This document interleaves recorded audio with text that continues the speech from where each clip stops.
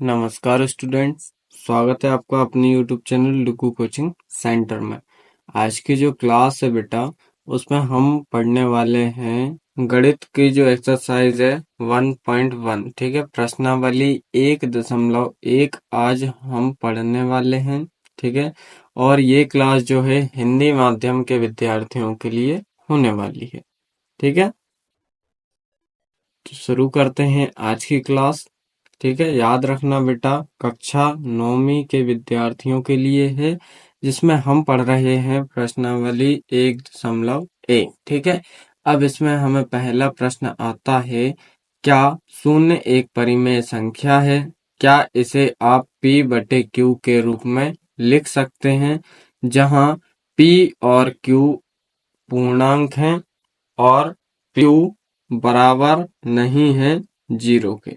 ठीक है, तो अब हमें इसे सॉल्व करना है। चलो, फर्स्ट क्वेश्चन का हम आंसर देख लेते हैं, पहले प्रश्न का उत्तर देखते हैं।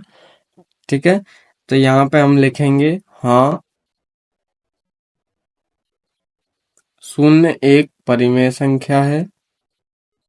क्या लिखेंगे? शून्य एक परिमेय संख्या है।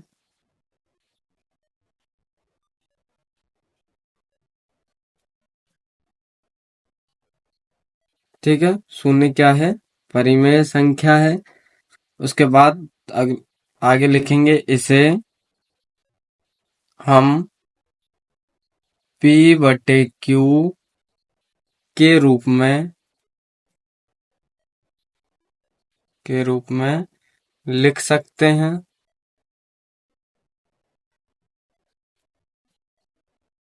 ठीक है, इसे हम p बटे q के रूप में लिख सकते हैं।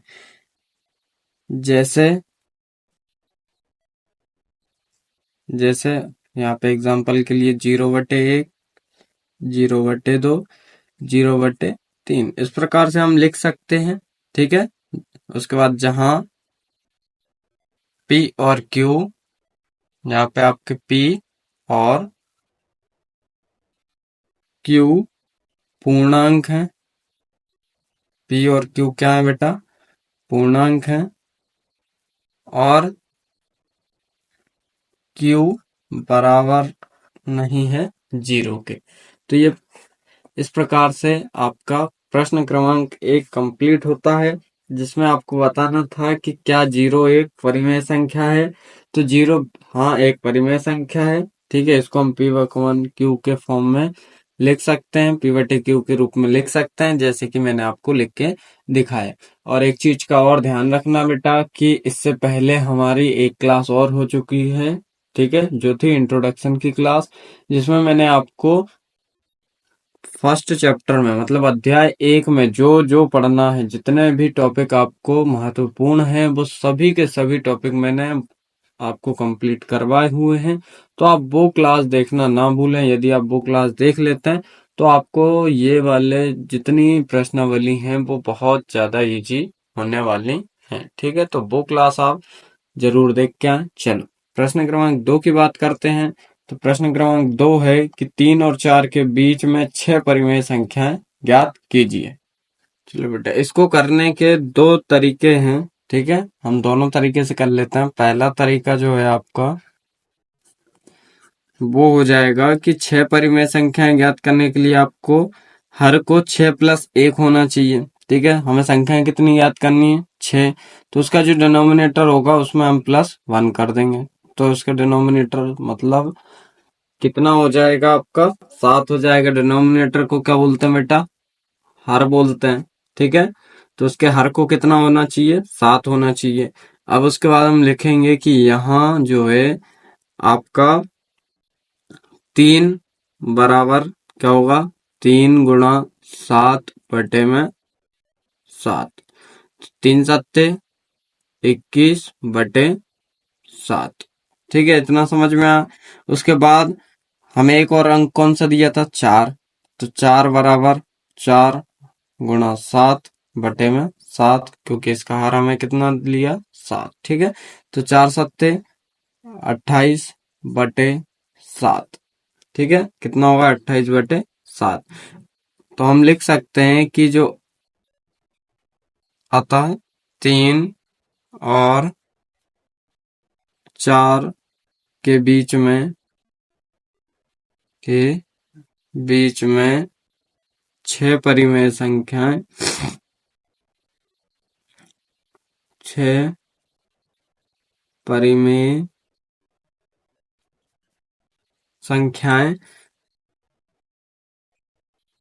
जो है आपकी कौन कौन सी हो सकती हैं। देखो यहाँ पे आया 21/7 और 28/7, तो हम सीधा 22 से लिखेंगे। 22/7 1, 22/7 सॉरी 22 के बाद 23/7 2, 24/7 3, 25/7 4, 26/7 5 और 27/7, ये हो जाएंगे आपकी 6 परिमेय संख्याएं। ठीक है, एक मेथड तो ये हो गई। अब दूसरी मेथड तो बिल्कुल सिंपल है। ठीक है, दूसरी मेथड जो है, दूसरा तरीका वो क्या है मैं बता देता हूँ। पहले के बाद दूसरा तरीका देख लेते हैं हम। दूसरा तरीका है आपका कि जो हमें किस किस के बीच निकालनी थी, 3 और 4, मतलब 3 और 4 के बीच। तो ऐसा लिख सकते हैं 3.1, 3.2, 3.3, 3.4, 3.5, 3.6, आगे डैश डैश डैश डैश हम ऐसा लिख सकते हैं। ठीक है, तो इसके बीच में ये 6 परिमेय संख्याएं हो जाएंगी। इसके बाद बात आती है बेटा प्रश्न क्रमांक 3, जिसमें कि 3/5 और 4/5 के बीच 5 परिमेय संख्याएं ज्ञात कीजिए। तो इसके बीच आपको 5 परिमेय संख्याएं ज्ञात करनी है। ठीक है, किस किस के बीच करनी है वो देख लेते हैं। सबसे पहले तो किस किस के बीच करनी है आपको, 3/5, तो 3/5 और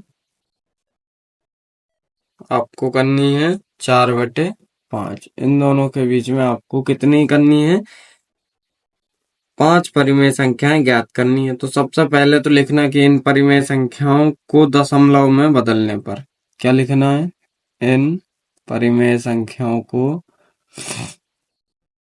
परिमेय संख्याओं को दशमलव में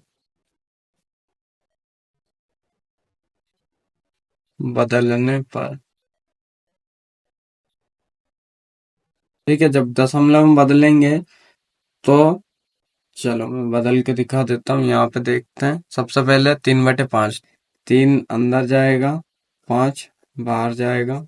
ठीक है, अब यहाँ पे 3 तो छोटा, 5 बड़ा है, 0.0 लगा, 0.30 हो जाए 6 टाइम, तो 30 में 30 का ये गया। ठीक है, तो इसका तो कितना, 0.6 कितना, 0.6, और इसका जब निकालेंगे तो इसका आएगा 0.8।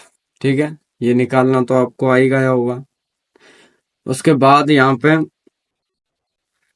3/5 का कितना आया, 0.6, और 4/5 का कितना आया, 0.8। ठीक है, ये आए। अब इनके बीच 5 परिमेय संख्या क्या हो सकती हैं, तो वो हो सकती हैं 0.61, दूसरी 0.62, फिर 0.63, फिर 0.64, फिर 0.65। ये इस टाइप से इनके बीच की परिमेय संख्याएं हो सकती हैं। ठीक है, इनके बीच में 5 परिमेय संख्याएं इस प्रकार से हो सकती हैं। अब अगला प्रश्न देखते हैं। अगला प्रश्न है, नीचे दिए गए कथन सत्य हैं या असत्य, कारण के साथ अपने उत्तर दीजिए। अब इसको बेटा आपको कारण के साथ आंसर देने हैं, तो उसको भी देख लेते हैं। पहले तो पहला है, मैं यहाँ पे आपको बोलते हुए जाऊंगा कि ये सत्य है या असत्य है, और इसका कारण भी बताते हुए जाऊंगा। ठीक है, तो आप लिखते जाइएगा। सबसे पहला है कि प्रत्येक प्राकृत संख्या एक पूर्ण संख्या होती है। तो इसके लिए ये आपका रहेगा सत्य, क्योंकि सभी प्राकृतिक संख्याएं जो हैं उनके जो जीरो के संग्रह होते हैं, ठीक है, वो पूर्ण संख्याएं बनाते हैं। ठीक है, उसके बाद प्रत्येक पूर्ण एक प्रत्येक पूर्णांक एक पूर्ण संख्या होती है, तो यह आएगा असत्य, क्योंकि ऋणात्मक पूर्णांक एक पूर्ण संख्या नहीं होती। उसके बाद प्रत्येक परिमेय संख्या एक पूर्ण संख्या होती है, तो इसका आएगा ये होगा असत्य। ठीक है, क्योंकि परिमेय संख्याएं जो हैं वो पूर्ण संख्या नहीं होती। जैसे कि आपका होगा 3/5, 2/3, 7/9, तो ये जो है पूर्ण संख्याएं नहीं होती, इसलिए ये असत्य होगा। पहला सत्य होगा, ठीक है, क्योंकि सभी प्रकृत संख्याओं और जीरो के संग्रह से पूर्ण संख्याएं बनती हैं। फिर दूसरा होगा असत्य, क्योंकि ऋणात्मक पूर्णांक एक पूर्ण संख्या नहीं होती। उसके बाद तीसरा आएगा असत्य, क्योंकि परिमेय संख्या 3/5, 2/3 और 7/9 इत्यादि पूर्णांक संख्याएं नहीं होती हैं ये। ठीक है, चलो तो बेटा आज की क्लास यहाँ पे खत्म होती है। हमने आज की क्लास में प्रश्नावली 1.1 को पढ़ा। ठीक है, उम्मीद करता हूँ आपको सभी समझ में आया होगा। धन्यवाद।